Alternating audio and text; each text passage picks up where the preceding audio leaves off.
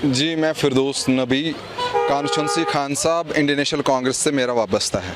जी देखिए, delimitation commission जो आज यहाँ पे आया था, मैंने और मेरे अजीज़ आकिब खांडे साहब ने रिप्रेजेंटेशन की कॉन्स्टिट्यूंसी खान साहब और ज़िले बडगाम की। हमने कोशिश की कि जो भी अवामी जो मसले थे, जो भी अवामी मसला था, जो हम तक जो परेशानियाँ पहुँची थी लोगों की, वो हमने डिलिमिटेशन कमीशन को इन रिटन और ऐसे वर्बल भी उनको पेश किए। तो उम्मीद करते हैं कि डिलिमिटेशन कमीशन इस पर नज़रसानी करेगा।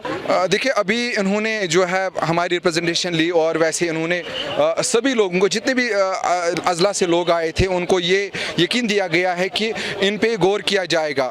हम उम्मीद करेंगे कि अगर वाकई जो बीजेपी के कहने के मुताबिक ये इंडिपेंडेंट कमीशन है, तो फिर ज़रूर इस पे गौर किया जाएगा। सर, मेरा नाम हामिद राथर है, मेरा ताल्लुक पटन से है। मैं एक सिविल एक्टिविस्ट, सोशल एक्टिविस्ट की हैसियत से यहाँ पे आया हूँ। सिविल सोसाइटी पटन को रिप्रेजेंट कर रहा हूँ। मैंने यहाँ पे एक प्रपोजल दिया है कि जो भी पटन की जो डिलिमिटेशन है वो साइंटिफिक हो, क्योंकि इन्होंने पटन को ऐसे डिवाइड किया है कि उनको मैं कह सकता हूँ कि हैंगिंग जो कंस्टिट्यूंसी बनाई है, पटन को 2 हिस्सों में डिवाइड किया गया है। जो डिलिमिटेशन प्रोसेस है, ये बड़े एक सिस्टमेटिक तरीके से चलता है। हमने पहले अपनी जो ऑब्जेक्शन सजेशन पहले सबमिट किए, उसके बाद पब्लिक सिटिंग थी।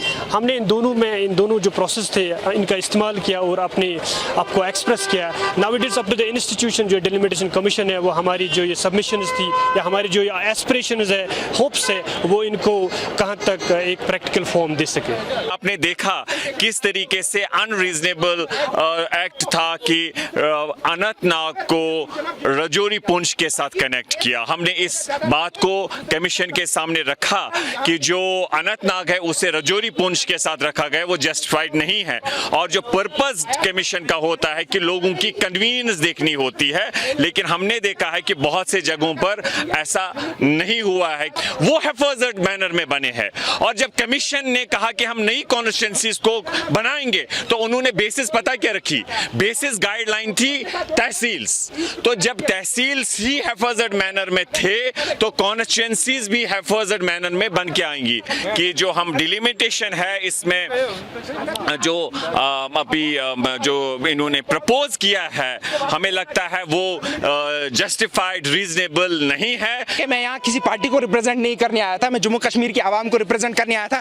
हमने कुछ वैलिड पॉइंट्स इनके सामने रखे। हमने कहा कि अगर डिलिमिटेशन आपने की, चाहे वो इलीगल है, अनकॉन्स्टिट्यूशनल, अभी हम उधर नहीं जाएंगे, वो मैटर सुप्रीम कोर्ट में है, वो देखा जाएगा। लेकिन पॉइंट्स वैलिड है, अगर डिलिमिटेशन की जाती है पॉपुलेशन को कंसिडर करके, जियोग्राफी एरिया को कंसिडर करके, लेकिन वो दोनों यहाँ वायलेट की गई, तो फिर मतलब क्या है इस डिलिमिटेशन का? और दूसरी चीज, यहाँ बड़ी डिवाइड एंड रूल वाली पॉलिसी चलाई गई। कश्मीरी मुसलमान को, कश्मीरी नॉन एसटी को एसटी के साथ लड़ाया जा रहा है। जो एसटी की रिजर्व की गई 9 सीटें, मैं उसके खिलाफ नहीं हूँ, लेकिन अगर आपको रिजर्वेशन उनको देनी है, उनको पढ़ाई दीजिए ना, उनको रोजगार दीजिए। उनको क्या करना है एमएलए बन के? मुझे बताइए। अगर आप ये चाहते हैं कि उनका डेवलपमेंट, जो नॉन एसटी एमएलए होता था वो उनका डेवलपमेंट नहीं करता था, अब जो आप एक्सपेक्ट कर रहे हैं कि जो एसटी एमएलए बनेगा, क्या वो नॉन एसटी का डेवलपमेंट करेगा? ये एक कॉन्ट्राडिक्टरी चीज है। ये बस एक चीज के लिए चलाई गई, डिवाइड एंड रूल पॉलिसी के लिए। अब हमारी यही रिक्वेस्ट है डिलिमिटेशन कमीशन से, गवर्नमेंट ऑफ इंडिया से, ये जो आप एक्सरसाइज करें, फेयरली इसको करें। उन अजगरों को मत सुने जिनकी वजह से कश्मीर बर्बादी पे है।